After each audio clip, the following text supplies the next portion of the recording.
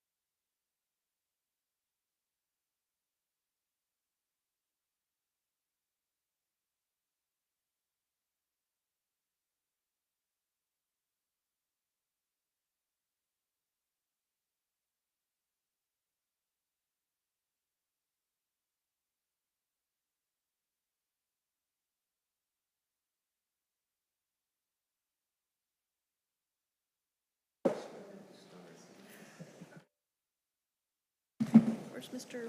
Radzik?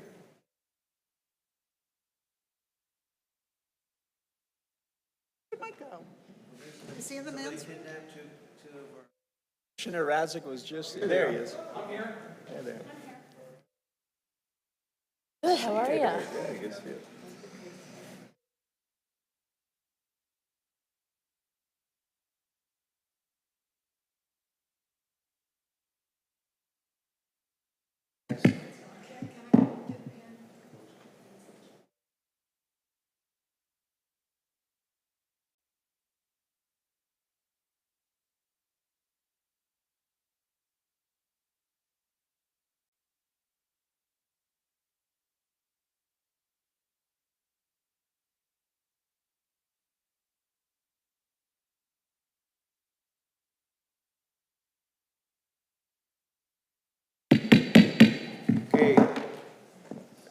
Good afternoon. The date is June 27th, 2025.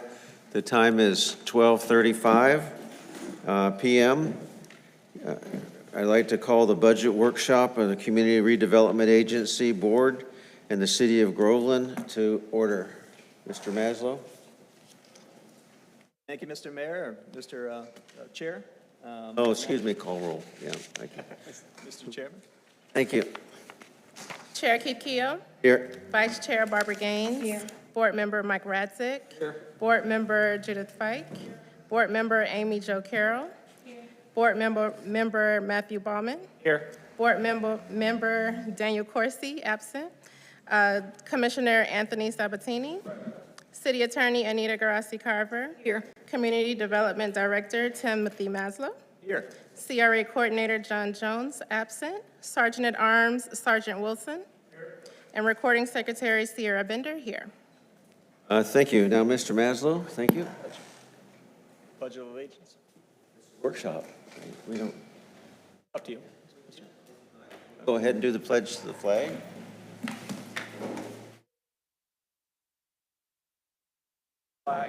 United States of America.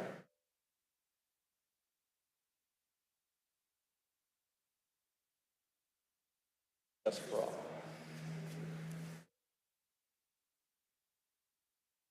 Okay, now, Mr. Maslow. All right, Mr. Chairman, I appreciate that.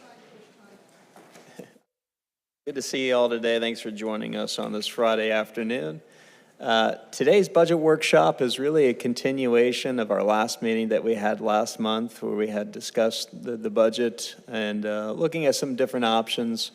One was the status quo, as is, going back and looking at the way we've been budgeting the last few years. The other was a potential shift in course and looking at holding off on some of the smaller improvements and looking at some of the larger improvements that the city's going to have to make in the downtown, and different changes such as the realignment coming about sooner rather than later, talking about stormwater and streetscapes and larger projects like that with Broad and Orange.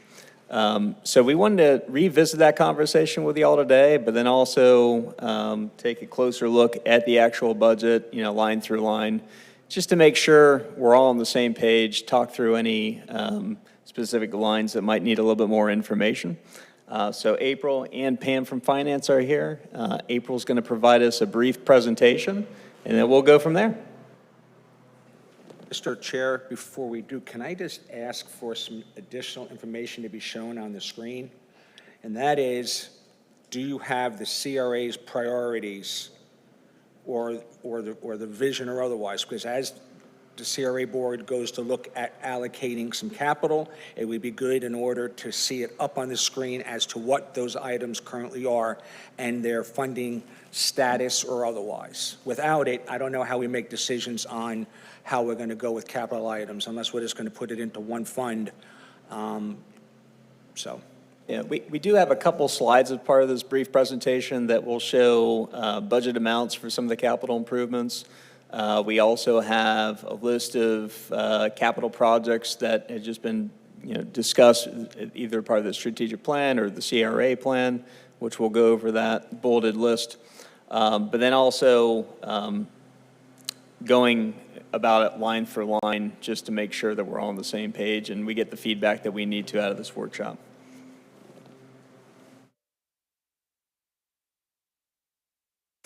Okay, Idiot. thank you. Budget, so we could have looked at it beforehand, but that's okay. I trust you, Mr. Maslow.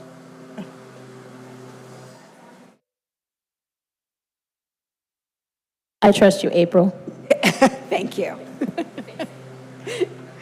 All right, so let's just go ahead and we're going to go through and we'll go through. So as Mr. Maslow mentioned, this is kind of a repeat of what we presented in the May meeting. So looking at this, this is showing the historical values for revenues with the city. We have not received yet the county. There's been a little bit of a delay with the receiving the increment taxes for for this next tax year. So this is with a 5% increase in taxable values for FY26, and then carry forward decrease due to projects being completed in FY25. So as you can see, historically, we've gone through the first year in 2023, the total budget for revenues was $980,654. For FY24, it was $1,286,292. For the current fiscal year that we're in, the taxes were at $1,383,700. We have developer contributions of $20,000 and interest earned of $5,000. We did have carry forward from projects that obviously were not completed in FY24 that carried forward to FY25. Some of those being the Elise Tomlin, the Lake Ave, and I think those were our two biggest ones that carried forward for that. For FY26, you're looking at an estimation of 1.5 million for increment taxes, and then again the same thing for developer contributions and interest, giving us a total of $2,711,800 for FY26. Mr. Mayor, are we going to wait to the end for questions, because I don't want to have to go back? And my question was, what does that $20,000 for developer contributions have? Why is it static in 2025, 2026 with a lot of new houses on hand? Where are we getting that $20,000 from? Mr. Reza, let's wait till the end. Okay, yeah, just put your note down, and that way we're not, some of these questions may be answered as we go through.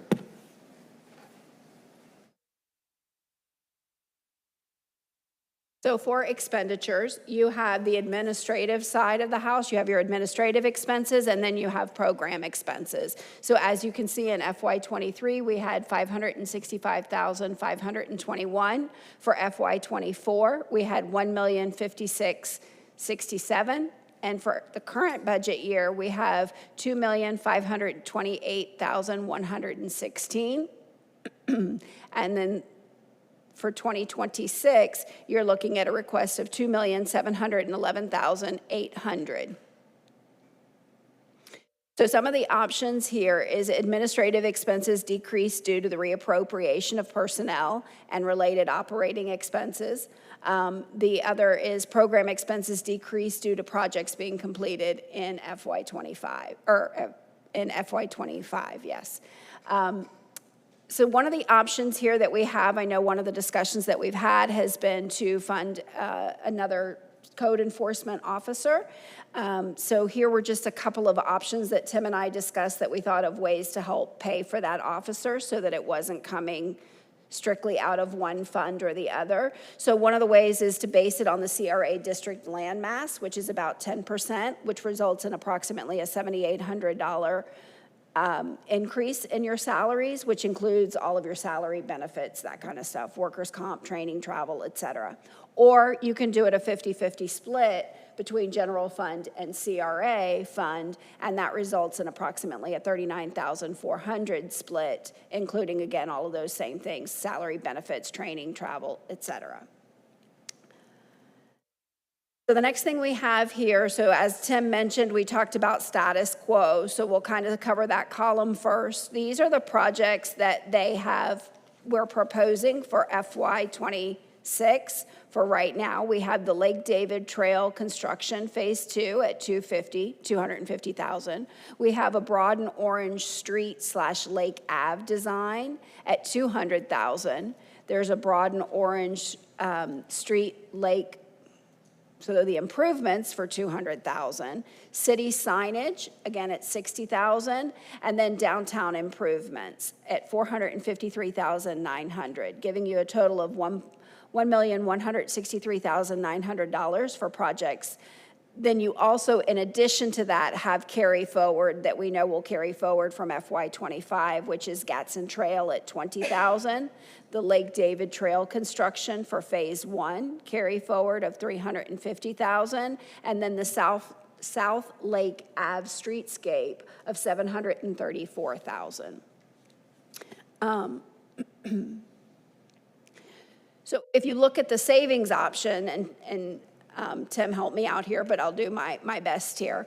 But they're looking at putting 200 into the design of Broad and Orange, but then basically they would take the 350,000 that is in the Lake David and all of the others, so the Lake David Trail construction Phase 2, the improvements, the city signage, and move it into that department, for lack of a better word, of downtown improvements, which would then give you a total of $1.5 million in there and still carry forward the $734,000 for South Lake and the $20,000 for Gatson Trail.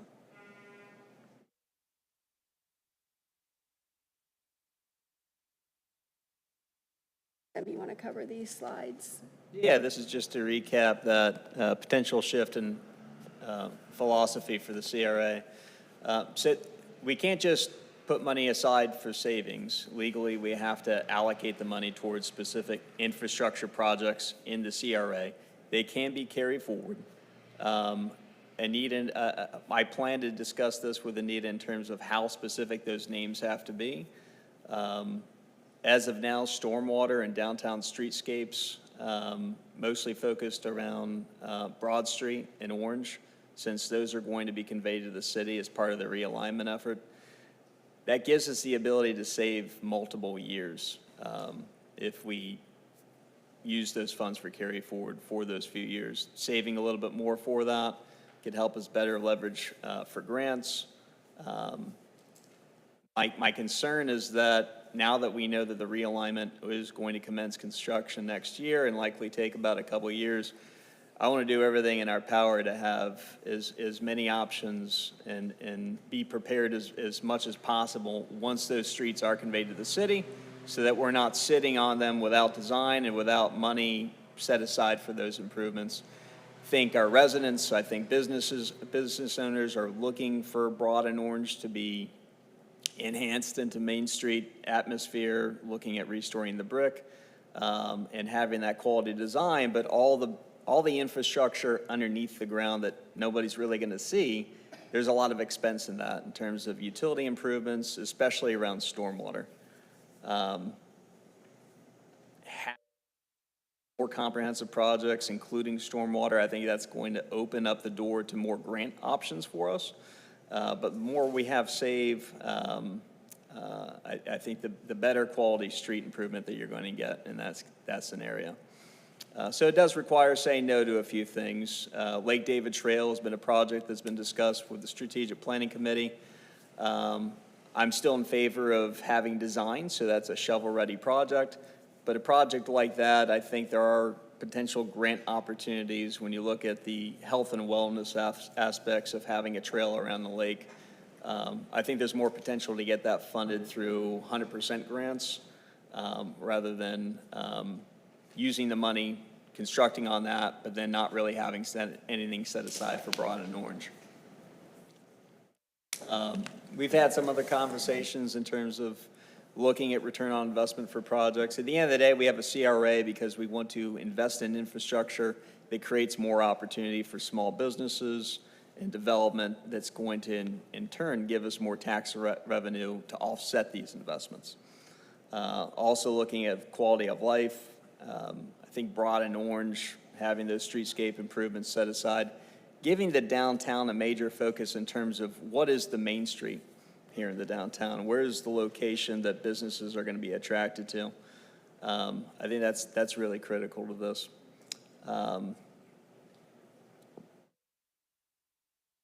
Strategic Planning Committee is also expressed interest in looking at some of these downtown improvements, and by way of their 3-year review, we have a meeting with them again next month, where they do plan on looking at prioritization and giving the council, including the CRA, some feedback in terms of what our stakeholders are looking for out of the downtown and the CRA area.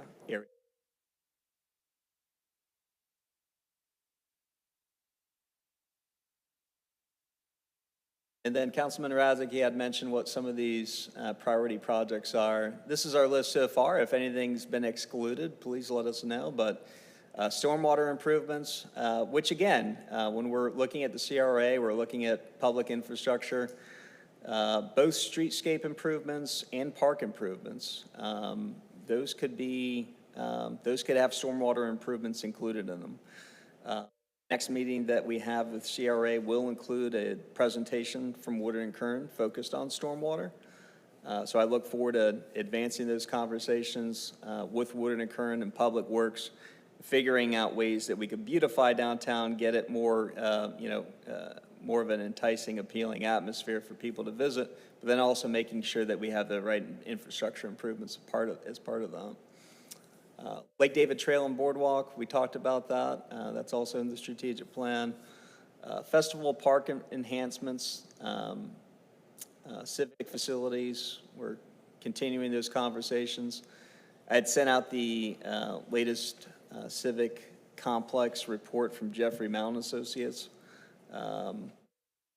days ago or so. So if you haven't had the chance to review that in terms of locations, please do so. But then also train depot restoration. This is a hot topic item. Almost everyone I speak with, whether it be in P&Z or Strategic Planning Committee, council, the rest of the public, a lot of interest in the train depot has been. So we wanted to make sure that we had that on our short list.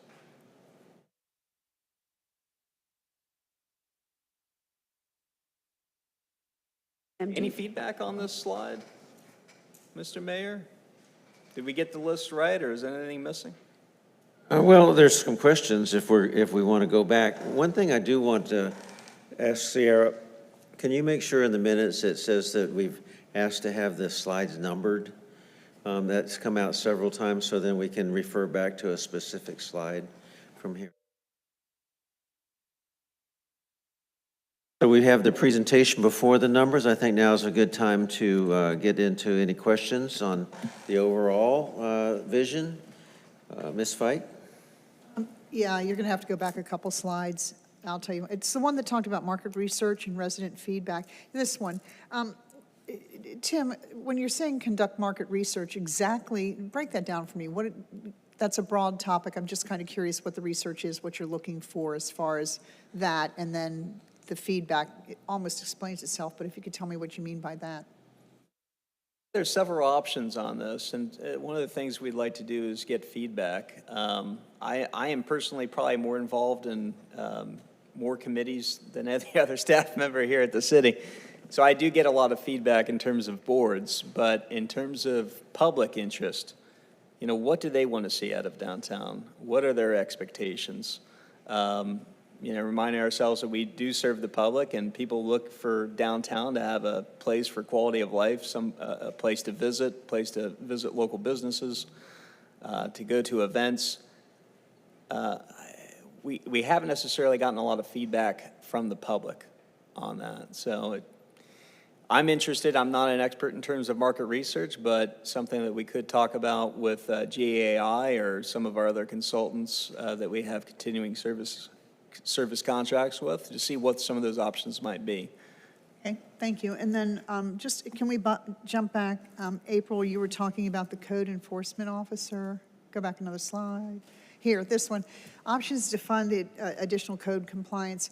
So it says on the CRA district land mass results in approximately $7,800, give or take, for the items listed, or split it between the general fund and the CRA fund, what would be, with benefits and everything included, what would be the salary for that code enforcement officer, official person? 'Cause for me, I'm reading the numbers, but I don't have the context of what their salary would be. Where? Right around. For I would, that, an additional code compliance, we're going to hire somebody for $7,800 to do code compliance? Look right below it, 3940, that's half, so double that, and that would be the, Okay, thank but you. that's including benefits, right? Right, that's fully what I was loaded. trying to figure where that split was.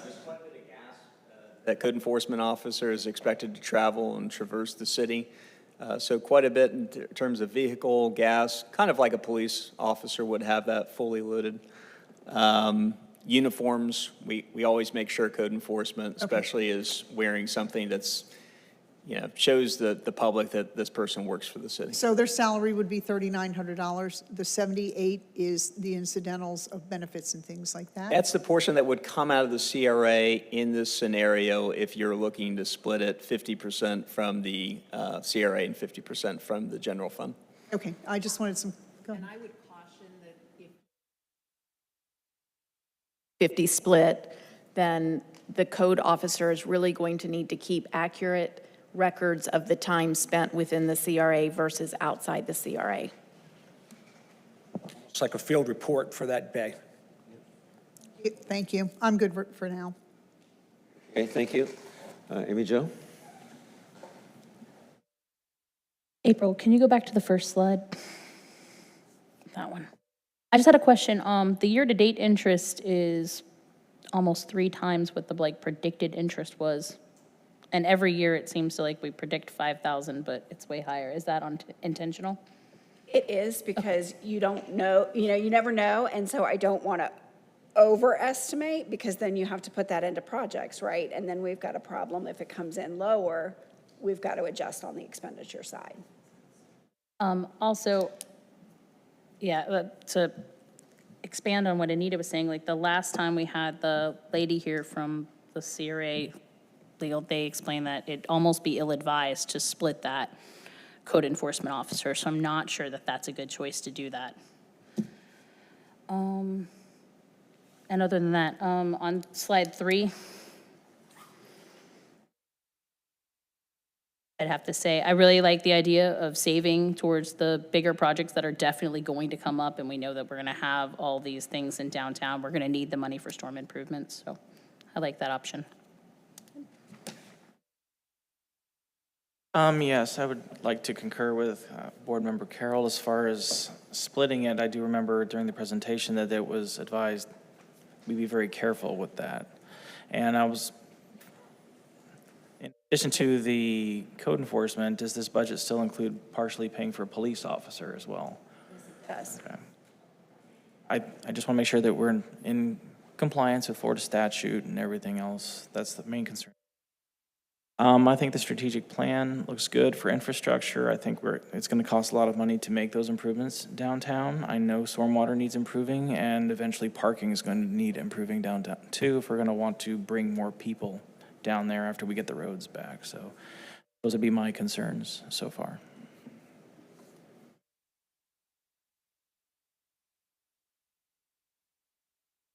Thank you. Going back to my question, the $20,000 developer contribution that is being brought forth, what is making up that number? And I understand, again, that you don't want to overly do it because then it has to go into a plan, but where's that number coming from, generally speaking?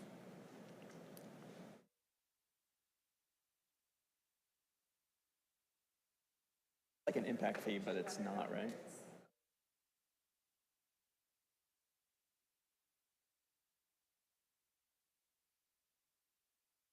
There's a flat amount, somewhere between $100 to $200. We don't have that exact fee memorized, but it's charged on a per household basis.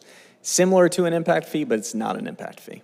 Regardless of whether or not that house is in the CRA or not, it's still getting assessed money for the CRA area. Citywide, yeah. Okay, all right.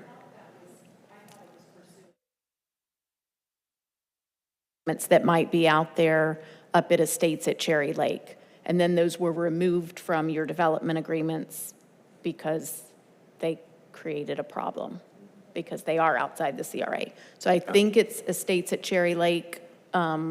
We can go back and double check, but I think that's where it's coming from. If it is, that's close to being built out. The developer has another few hundred homes or so, but this is another scenario where it's probably best just to caution, just to keep that expected amount as low as possible. If we get more, that's great, but not to bank on it. Okay. This is a question for a lot of people. The new line that you're adding for downtown improvements, Anita, is that something that we're going to have to add to the CRA plan, or are we going to be able to accumulate it as such? So I pulled up your adopted CRA plan, and it does have significant, it has improvement of infrastructure in the CRA area. And when you look at the definition, or, a more explanatory provision, where it's implementation of realignment projects, dedication of Orange and Broad. There's some other language in your goals that are already in your adopted plan. So I think many of the things you've already talked about are probably already in your plan. So we can go ahead and accumulate it onto the one line because that would reference what has already been in the plan. Yeah, I think I would flesh out what downtown improvements mean specifically, Right. so that we can make sure that it's in your plan. And then the statute requires that once you appropriate it for a specific project, you cannot change that unless the project is amended, redesigned, or delayed, and then you have to reallocate it in the next year's budget. So I guess my question is that if we're going to have to delineate what that $1,313,000 is, and why even have one line item and just go ahead and put it on the budgets? You could, but if you wanted to say downtown improvements is inclusive of stormwater, water and sewer utility lines, and just have a breakdown of what downtown improvements, that way you're not saying 100,000 for this and 50 for that, and then you really need to borrow back and forth, and that might create problems under the statute. So I would just detail and flesh out downtown improvements. So for the record, tomorrow, well, whatever, if I had $1,313,000 and I wanted to do for stormwater, I can do it, and I have no money to do anything else. Okay. Not sure that I'm overly comfortable with that particular philosophy, but I can understand the idea behind it. If you would go back or forward a couple of other slides, you said something about that, something about the budget should reflect the CRA plan, or the CRA plan should reflect the budget. There it is. The last one, second from the bottom. I think that's backwards. We should be appropriating money to the CRA plan, not backwards. That's, like after the fact. Oh, okay, so here's my actual budget at the end of the year. Now I'm just going to go ahead and I'm going to make my budget work. That's not the way that should work. Because you're basically, I don't want to use the word fudging the numbers, but you're surely not being clear as to what it was that had happened. So, again, budget appropriations should reflect what's in the CRA plan.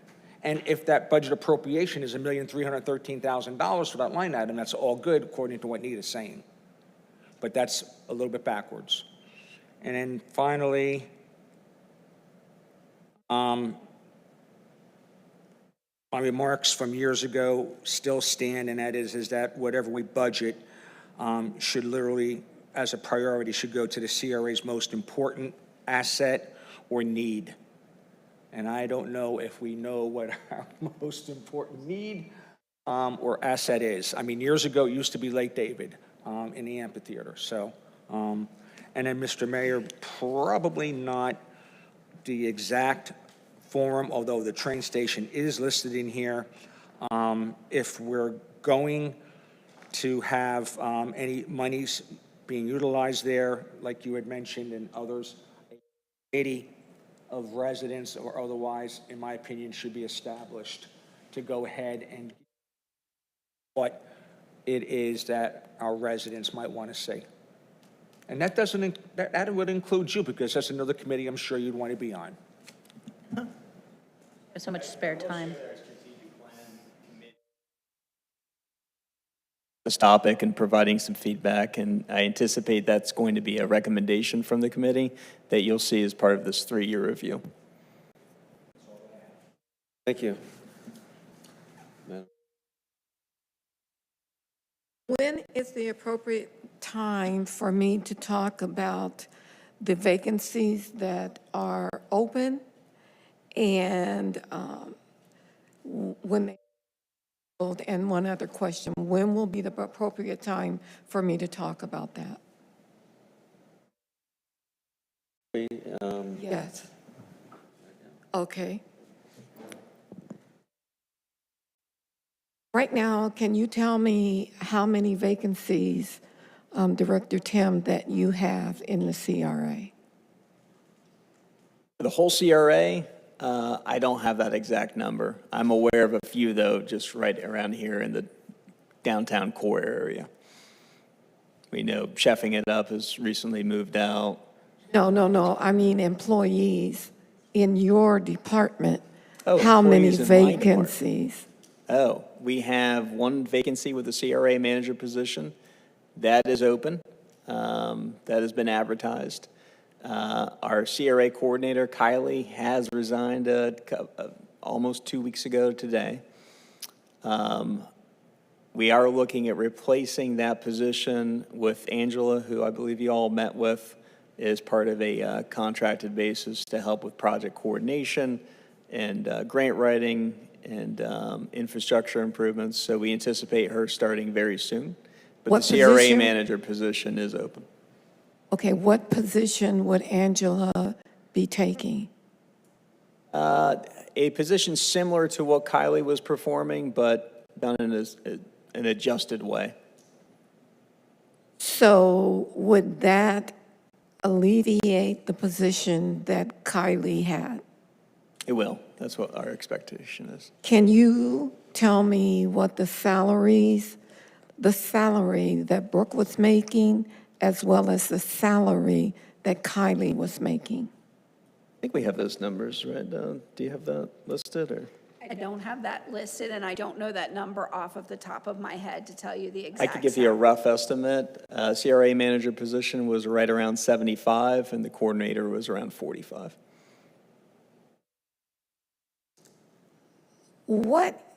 Okay, so Brooke's position's been vacant for at least a couple months, would you not say? Roughly, yeah. Okay.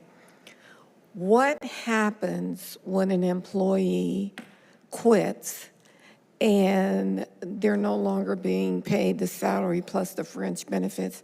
Help me understand what happens with that money. Where does it go? Am I making sense? Well, it stays in the CRA fund. It's just, like, it's in that personnel category. It's just unspent funds. That's exactly right. It would stay in the CRA's fund. It would sit there until the end of the fiscal year, and then we would turn around, and that would just be money as after we do the audit that we would roll forward into the next year for the CRA. Whether it be into personnel or whatever, it would just be appropriated where we needed it to go. So you do plan to fill the position of to fill Brooke's position, the CRA manager? Correct. And the position that Kylie had is approximately 45,000. Did I hear that right? Correct. So if Angela takes that position, based on the credentials that I saw for her, she'll be making approximately $45,000. Because help me make sense of it, because I don't get it. Her contract will be roughly around that. It might be a little bit more, but it's also a contracted position. It's not a a permanent staff position either. Well, to my recollection, there's been some contract positions that far exceed $45,000. Now, will this be a full-time, part-time? What kind of time position for Angela? It's part-time. It's expected to be around 20 to 25 hours a week. She is retired. I had asked her if she wanted to work full-time, but at this point in her career being retired, she wants to stay active and be involved, but not that involved.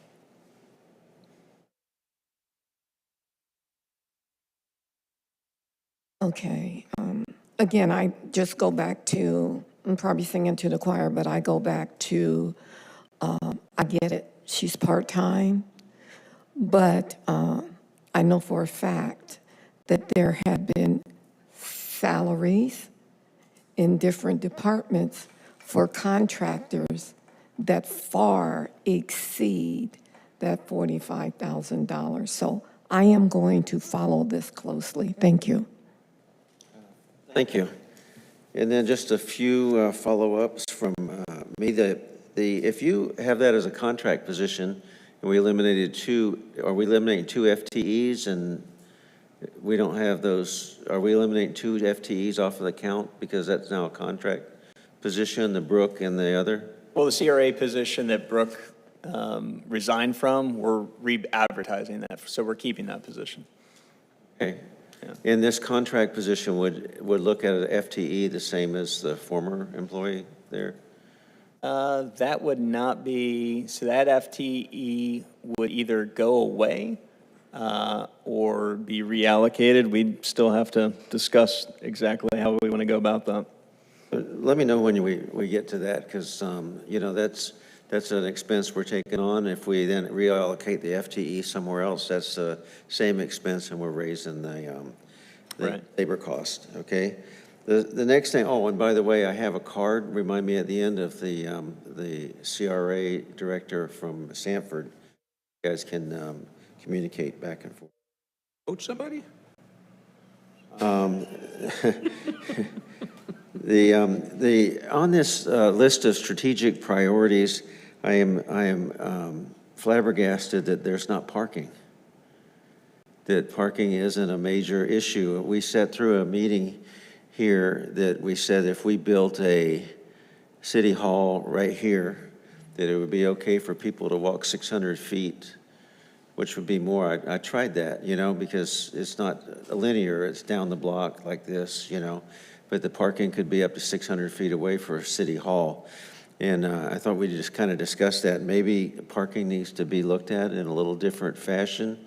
And when you're doing the marketing study, and there is, I'll just say as an armchair marketing person like everybody else in the world, a marketing study doesn't say, do you want this or do you want that? A marketing study is looking at this community, the demographics, and then looking at other successful communities and saying that may be what you want. And a good example of that, if Steve Jobs would ask if anybody wanted a iPad, you know, you've read that story, right? Everybody would have said no. So it's behavioral rather than surveying. So I hope we do that.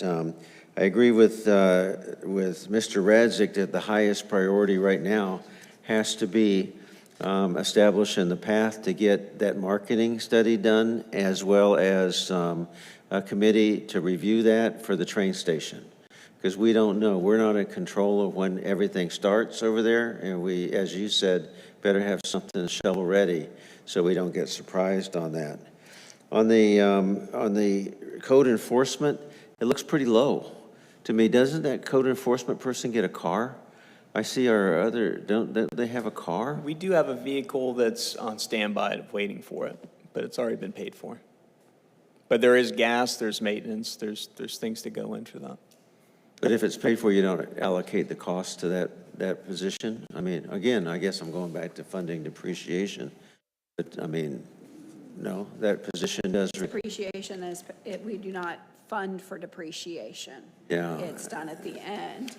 So we would not, you know, we have a fleet of vehicles, and there is one. Help me, April, I'm maybe a little slow. So when we do buy a new car in that position, does it get allocated the new car price and how does that get charged out to the code enforcement officer if we go out and buy one now? So if you had to go out and buy one now, that would be charged to Tim's department.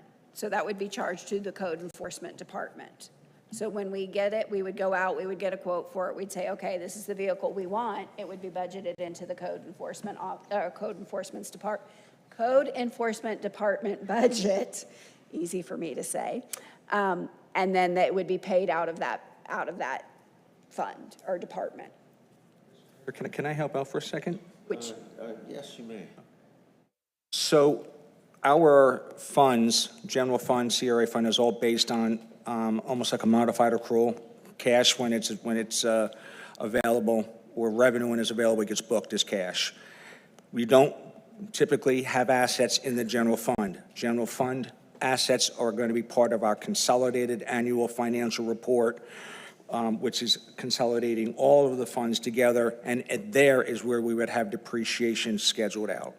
correct. Okay, so we go, at the end of the day, from cash to accrual-based, which is the statements that the auditors put together. Thank you very much for that. And then how we charge it back to the departments would be interesting. The Lake Avenue portion on here, that's the grant, right? That's the grant that you already have? The Lake Avenue that you went back and had to go back and get again? A grant portion of that, I believe it is a CDBG stormwater grant that we have on that portion. So then there is a portion of it that is also being funded by CRA, or that CRA has allocated money for that as well. So those, you have a grant revenue source and the CRA is a revenue source. So help me, how much, because I thought I may have misunderstood a presentation before. So the CRA is paying into the redevelopment of the Lake Avenue project, and would that include the boardwalk? What did we call it out there? The boardwalk? There's two Lake Avenue projects. One is the actual trail that is intended to circle the lake at some point, or at least focus on the east side of that since we own the right-of-way. The other Lake Avenue project is the streetscape improvement that we received, I think it was a $765,000 CDBG grant for, and that's to continue the streetscape that we've done just outside of Puryear between here and the park down to the lake center. So it's supposed to go for 2 blocks and then 1 block on Cherry as well. What we've pumped the brakes on is that was just pulling up the bricks out of the asphalt, relaying the bricks, improving the sidewalks, doing street trees and lighting. It did not include any of the utilities. It included stormwater. It didn't include other utility line improvements. So the idea is if we're going to rip everything up, put in the infrastructure first and do the whole project comprehensively rather than in piecemeal. Yeah, that's probably a good idea. But at some point now, if you were Brooke, I'd ask, do we have an ability to say what the capacity of that area is and what we're using? And I'm saying that because we have a strategic plan or a master plan for parks that has about 75 other small parks around. And I'd just like to understand, what's the trigger that we expand a park versus putting these smaller parks in other neighborhoods? Because I think that needs to be a discussion down the road with the CRA and with the Parks Department, because some of them impact where the CRA is. Other than that, I'll save, because I know you're waiting for me, but the budget's going to come up, and I do want to talk about having the historical spend, a little bit better detailed so that we can kind of see where we're coming. And I will zero in on the carryover. It would be great to understand what we haven't spent and where we haven't spent it. So the question could be, what's holding us up here or what's holding us up there? Why didn't we spend it if it was budgeted? And I think that's a very important thing for the board to understand what has been completed and why there are barriers to other things being completed last year. Okay, on to the financials. Mayor, may I ask one question on the heels of Barbara's question about the salary for the woman, is it Angie that's replacing Kylie? I think it is. Tim, you said, one of you said it's approximately $45,000, give or take? For salary and then benefits on top of it. Okay, so you said she's a contracted employee. Is she a 1099 employee? She would be, yes. And, We're still going through human resources well, and that's, finance. okay, so my question is, usually a 1099 employee isn't, I'm not trying to take benefits away from her, but they're usually not availed of employees, employee benefits. So if she's working the 20 to 25 hours and making the 45, if she doubled those hours, would that salary double for her? You can do the benefit carve out. I'm kind of tracking maybe where you were going with that, Barbara. Maybe I'm not. But it begs the question, what would the salary be if she were doing a 40-hour work week? I'm just curious. We're trying to, at the end of the day, trying to make sure that we don't go above and beyond what Kylie was already being paid, so that we don't go out of those budget constraints. Okay. So obviously, if we did increase that, then that's additional beyond what personnel is allocated for today. No, but I just, so I'm not, look, God bless her, working 20 to 25 hours. That's a very good, that's a nice income for her. So I just wanted to check how that was being handled. So she's 1099. We're not paying any FICA or anything on her then? Correct. Okay, all right. Thank you. That's all. I just wanted to clarify that. Barbara, I don't know if that threw something your way to talk about. Where I was going with it is, I told you all that I guess we all saw her resume, and she had gone through the Senior Executive Service Training and SES. You don't get to that level without having qualifications, education, and all of that. So when you compare Kylie's salary of $45,000 to someone's credentials like Angela's, and I don't know Angela from a hole in the ground, but I think that things should be fair and balanced. So when you compare Kylie's position and salary to what you are going to get from Angela, you're not comparing apples to apples. I'm not saying pay her $90,000, but what I am saying to you all is, let's be fair, let's be balanced, because if you don't know, you don't know what you have. I don't know her. She may look good on paper and may be different when it comes to work, but all I have to go by is what I saw on paper. And I think you all are really, really undercutting her. And salary, Kylie was making $45,000 working what? Was she part-time? Yeah, she was full-time at the end. Yeah. And she was making $45,000? Again, you can't compare Kylie to Angela. So we need to be good shepherds over our fiscal responsibilities that we have. But it's not right. She's doing, from what I could understand, her scope of work was more complicated than what Kylie was doing, because I got the impression that Kylie was more administrative. I understand that Angela will be writing grants. Come on now. It's one of the reasons why that position is evolving, and it's not staying the same. So it's not Angela's taking Kylie's position, but we're evolving how that money is used toward her contracted description. Well, I can tell you that when the budget season comes around, I'm going to have questions about some of the contracts that have been six figures, and hers is 45,000. So let's be real, let's be fair, and let's be balanced. That's where I was going with my conversation. Thank you. Mr. Mayor? Thank you. I got 2 cents worth. Recognize Mr. Radzik. Thank you. I recognized you too. Don't you have a farm? So I think the biggest thing that's missing in this discussion is a scope of work.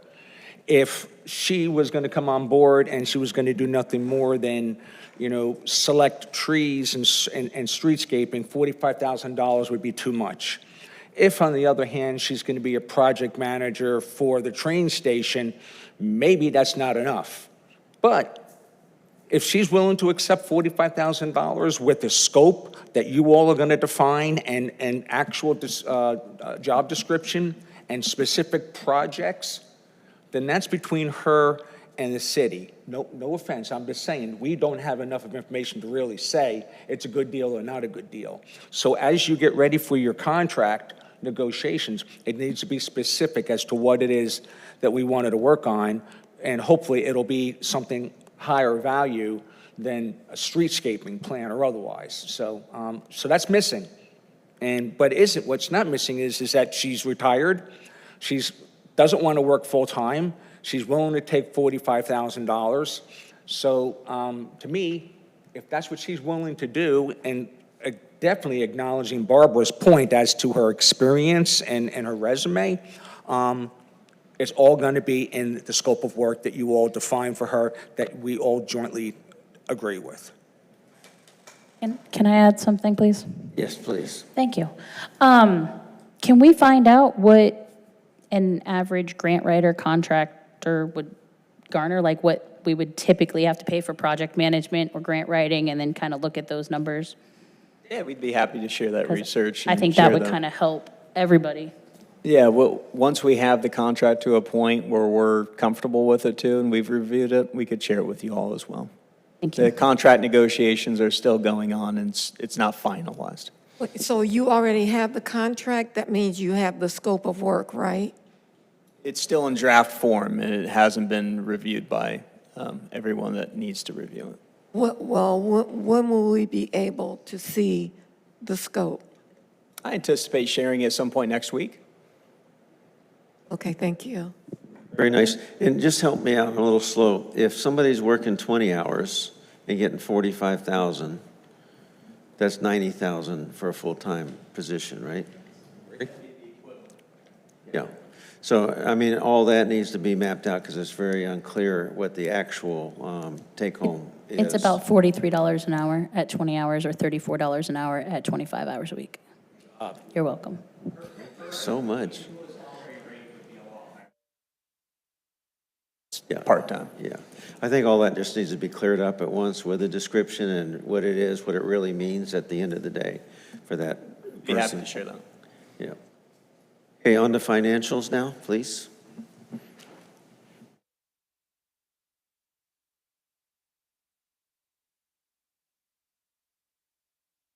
So what you have before you is the FY26 proposed budget that is input. This does not include the capital projects, though. So those things that we talked about on this slide right here, this is not input into the system yet because that hasn't been defined as to where the funds are coming from, that kind of stuff. We'll do that for the final budget.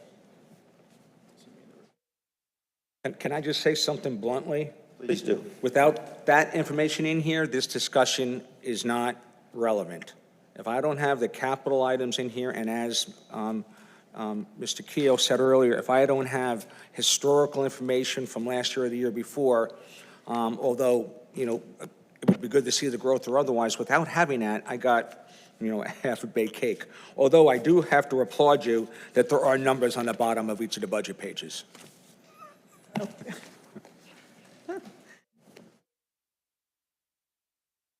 Because again, the CRA is all about projects and redevelopment. The operating expenses, the salaries, that's all, a computation. If we say there's going to be 4 people in the CRA, that's going to give me X amount of salaries and benefits and otherwise. The money we're mostly involved with is the program expenses and the $1,313,000. How we're going to get there from last year, what didn't we do, what's being carried forward to that, and how's it build up to the $1,313,000 or otherwise. So, sorry. And I said that nicely said. I don't know, I agree. I mean, we don't know if we're on plan or off plan. We don't know where we are based on just the one period of activity, and everything's zeros here. So what do you want out of this conversation, I guess, is what I need to know. So I think some of what we were looking for, and correct me if I'm incorrect here, Tim, is that Tim was kind of wanting to look at this, and if you look at the program expenses for CRA, which will start on page 4 of your reports. Some of the things is they're looking at and they're wanting to know, like, items like your, where is it? Economic incentives that we have $48,000 allocated for, things like your facade projects, which is now no longer facade projects, it's the small business. It was changed last year by the CRA to small business grants, yeah. Yeah, to the small business grants. Are those things that y'all are wanting to continue with? Are those the type of funds that you're wanting to put in there with that? Because that will affect also what you have to put if the, I'm going to call it savings for lack of a better word. I know we can't have reserves, but in the savings as to what you put into that kind of stuff. I know it'd help if he had a better understanding of what was spent last year, and we could work on that, but. I can definitely provide that stuff. Well, the overall philosophy of applying, I think we got consensus, and we can go back and ask everybody that we need to put things towards infrastructure and things first, because we may be trying to put the windows in a house before the foundation is even poured. So I think you've got that kind of consensus. I'll ask for that in just a second, but I also would say I would table that your question, because at the last meeting, I asked to find out what the return on investment was for these different incentives that we have put out. We've had businesses sell. Did it go up? Did it go down? Before we can, again, without historic, it would be irresponsible for us to say, yeah, let's just do it. All we're doing is just rubber stamping something. So I think the way I'll handle this is to ask for a consensus from the board on moving forward with infrastructure and fundamental issues first, and let as you presented in your original scope, that is the consensus. That's the way this board wants to go. That's what I'm going to ask for right now, and I'll start with you, Amy Jo. Yes. And if you don't know where you're going, any road will take you there. So, yes. Yes, absolutely. Yeah, with the caveat that, again, you got to use 5.5. If we got $1,313,000, then you're all going to have to arbitrarily decrease one another administrative expenses in order to get to that 5.5 and taking into consideration rollover. Okay, does that give you what you need? That's helpful. Is there anything else out of this conversation that you were looking for? No, sir. Okay, well, just a second, because I'm on pins and needles here. But any more, any further? No, Mike's got a major question. Let him ask it. Come on, Mike. Okay, Mr. Redzik. Chefing it up, got an economic incentive from the CRA. The Butcher Block got an economic incentive from the CRA. Are either one of those businesses in breach, and should we be going after them to get the money back? I have my next meeting with our city attorney next Wednesday, I believe, so we'll probably have to pull up the contract at that point and see what the clawback was.